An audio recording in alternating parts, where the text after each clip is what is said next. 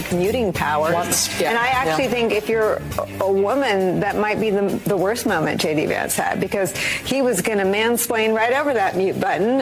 He was, and again, I don't pretend to know how everyone will react to this. I think that a lot of women in positions of authority that should command respect just by virtue of that dynamic will see themselves as some dude that disrespected them and talked over. I mean, there was a moment like that with then vice presidential in the Harris-Pence debate. Let me be clear. If your takeaway of the Vance-Walz debate was J.D. Vance was mansplaining, you're probably a female anchor on MSNBC.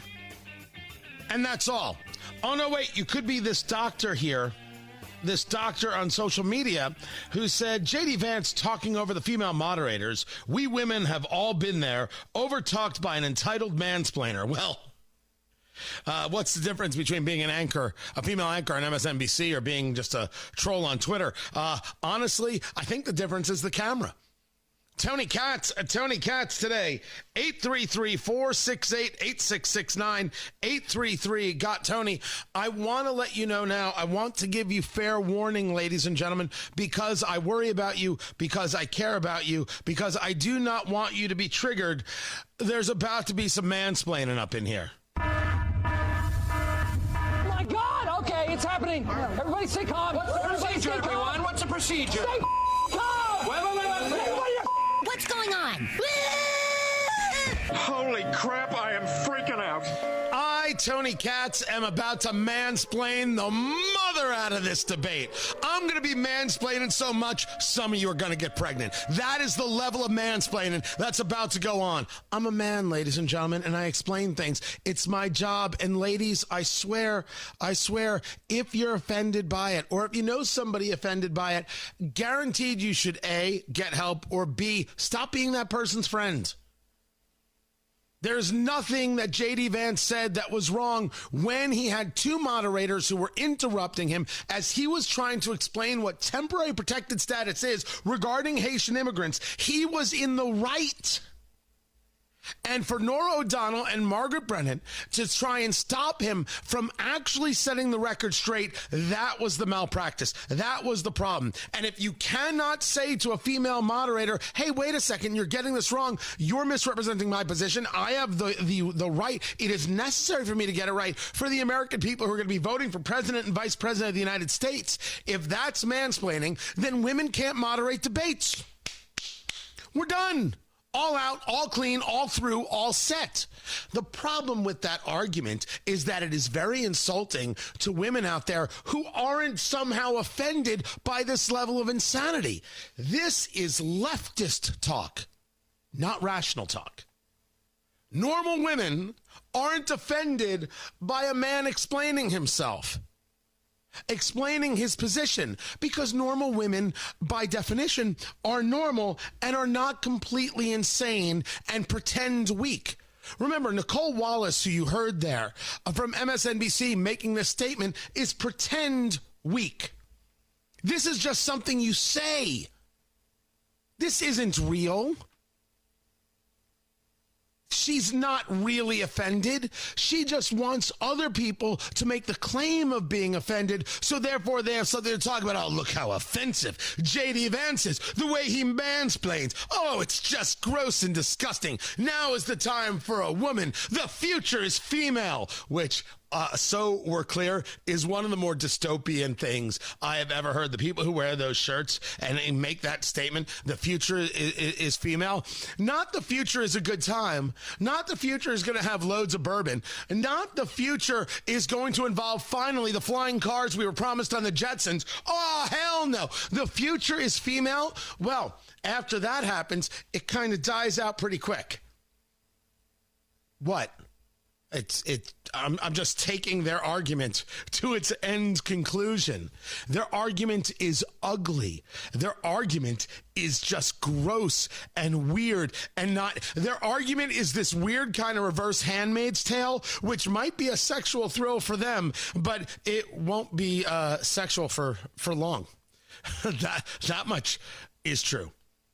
Let's discuss the actual things that took place in this debate. A debate that J.D. Vance won based on the presentation.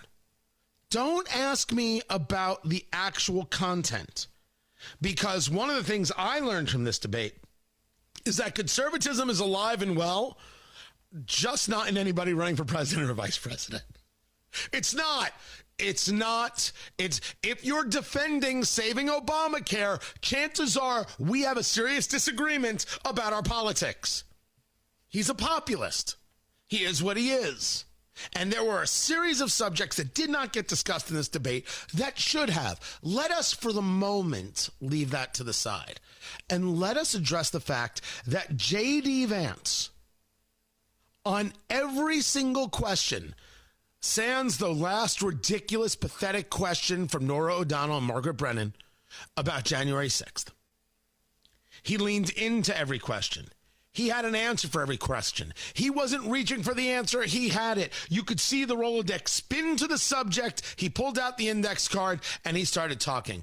If you don't know what a Rolodex is, you might want to ask your parents, or maybe ask Jeeves on the CompuServe. That would be the thing to do.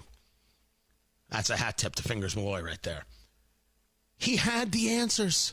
He went right to it. He was in full command of the facts, and even when taken by the moderators a little bit off of the subject, he brought it back. He could go on a tangent and then come back and say, now what we were discussing is, based on what you're saying, is to respond to your question, to respond to your statement, to respond to that accusation again and again. And it was really, really well done. If the objective in this debate was to try and paint J.D. Vance as weird, objective failed. If the objective was trying to show him to America as weird, objective failed. J.D. Vance was on it. And remember, I wanted Sarah Huckabee Sanders. I never doubted J.D. Vance's skills. I just thought she would be, as I've often discussed, an easier lift. J.D. Vance had a rough couple weeks when the campaign started, and then he was just doing the job. And even with the whole eating the dogs, eating the cats, he kept doing the job. He's very, very good. As we have discussed, he's going to be exceptional in Ohio, where he is the senator, in Pennsylvania, Wisconsin, and Michigan, which is why, of course, he's on the ticket. And the guys and the lady folk, you see that? Just want to make sure everybody knows how mansplaining I am. In Wisconsin, Michigan, and Pennsylvania, they were all paying attention. They were watching, seeing a guy who could talk to them and actually could answer a question. The Wharton School has done an analysis of the Trump plan and says it would increase the nation's deficit by $5.8 trillion. My question is the same for you. How do you pay for all that without ballooning the deficit? I'll give you 2 minutes. Well, first of all, you're going to hear a lot from Tim Walz this evening, and you just heard it in the answer, a lot of what Kamala Harris proposes to do. And some of it, I'll be honest with you, it even sounds pretty good. Here's what you won't hear, is that Kamala Harris has already done it. Because she's been the vice president for 3.5 years. She had the opportunity to enact all of these great policies, and what she's actually done instead is drive the cost of food higher by 25%, drive the cost of housing higher by about 60%, open the American southern border and make middle-class life unaffordable for a large number of Americans. If Kamala Harris has such great plans for how to address middle-class problems, then she ought to do them now. Not when asking for a promotion, but in the job the American people gave her 3.5 years ago. That's the answer. He should have hit that, and I put this out. If you follow me on X at Tony Katz, you would have seen this. He needed to do that 20 more times. He only did it a few more times. It should have been a constant refrain. That connected. Don't get me wrong. Tim Walz does a nice little plain-spoken thing. He just wasn't smooth. And you say to me, well, he's not as experienced as J.D. Vance at this. Maybe that's because J.D. Vance does interviews and Tim Walz doesn't do interviews. And that's not me saying it. That's the people at CNN saying it. I mean, I think there was a clear lack of preparation and execution here on Wallace's part. I think actually it's the opposite. I think he had too much preparation. Maybe, yeah. He had so many lines that he was clearly trying to say that he didn't listen and said when J.D. Vance said one of the many things he really hit Kamala Harris on, not Tim Walz, but Kamala Harris, he didn't respond because he clearly had things in his mind. I think the lack of interviews that he has done with national media, with local media, it showed. He needed more reps. Too late for that. Too late for that. Oh, I actually have a sound clip for that. I do believe. Don't I? Yes, I do. You're a bit late for that. You really are. You got 30 days left in this election. I don't think interviews are going to make a difference at this point. They could have. And after the debate, J.D. Vance stuck around in the spin room talking to people, and Tim Walz went out for pizza because he's just a regular guy in New York getting a slice of za. J.D. Vance delivered. Tim Walz did better than I expected. He did. Undoubtedly true. He did better than expected. When he was able to get himself under control, he actually was engaging in what he thought were facts, but he had recall. He at least understood the basics of the subject. He did. And that should be respected. Equally so was the fact that this was a civil debate. And part of the problem with what people perceive as civility is that they often think it as intellect. They're two very, very different things. But we're so starved for the very concept of civility that when we see it, we're like, oh, good Lord, that is spectacular. Yes! Yes! Yes! Yes! Like, that is good stuff. Thrilled. Finally, two people having a conversation about things that some of us are paying attention to. They didn't discuss all the things, as I said. It was congenial and civil, and people left that debate, turned off their TVs saying, man, I wish they had been the top of the ticket. Because there is a real desire for normalcy.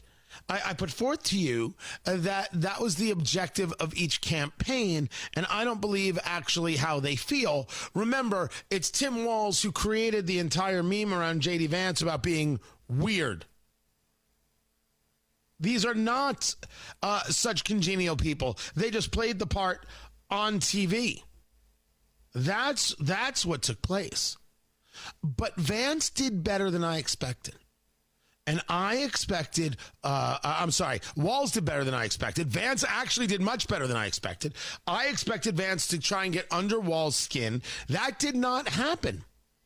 And Walz did not lose his message very often. However, he did have a gaffe talking about Sandy Hook and school shooters. Governor, you previously opposed an assault weapons ban, but it only later in your political career did you change your position. Why? Yeah, I sat in that office with those Sandy Hook parents. I've become friends with school shooters. I've seen it. Look, the NRA, I was the NRA guy for a long time. They used. Let's stop for a second. Did you hear it?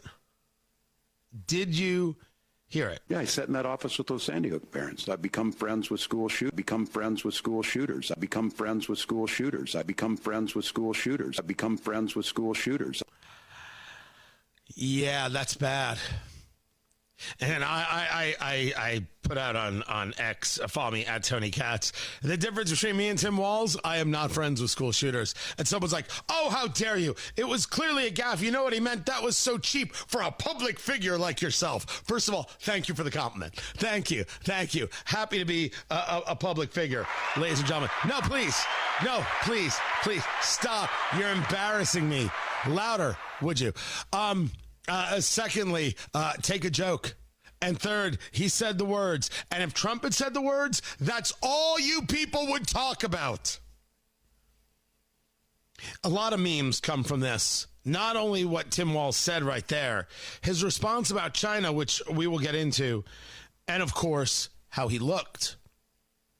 His looking into the camera, his staring into the camera, his staring at J.D. Vance when Vance was answering questions. They're memes all in themselves, and the visuals do matter. I'm thrilled that there was this real admiration for the idea of a civil debate about subjects. And man, I'd be overjoyed if that's what we got back to. But what I'd like to see is actual division, if you will, if there's a disagreement. Not just, a chumminess kind of thing, but no, I fundamentally disagree, and here's why. And being able to accept that would be the end all. That would be the bee's knees, as the kids would say. I don't know if we're there yet, but I like the fact that people embraced it. J.D. Vance walks out of this a clear victor. If I've got National Review and the New York Times both saying the same thing, you could feel good about that. But what matters even more is that this doesn't move the needle at all. Nothing's changed. Nothing.